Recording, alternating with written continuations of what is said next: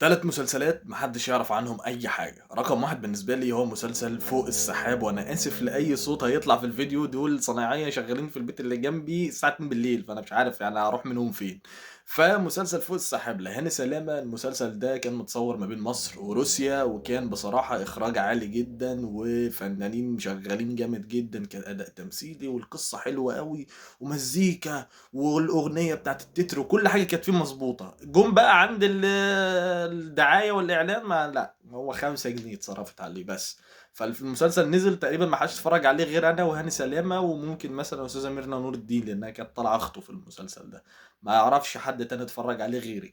أمّا المسلسل رقم 2 فهو لنجمة كلّنا بنحبها وكمان نزل في رمضان 2023 ألا وهي النجمة حنان مطاوع، مسلسل وعود سخية. تيجي تسأل حد أنت تعرف ده، يا إما هيقول لك لأ، يا إما هيقول لك أعرفه بس مش فاكره، مش عارف إيه المسلسل اللي وقع في مثلث برمودا ده، بس هو المسلسل اللي عرفت إن هو كان ليه جمهور، أنا واحد ما شُفتوش ولا سمعت عنه ولا أعرف عنه أي حاجة. أمّا المسلسل رقم 3 أتمنى تكتبوا لي أنت في الكومنتات ونتعرّف عليه سوا وبس كده، سلام.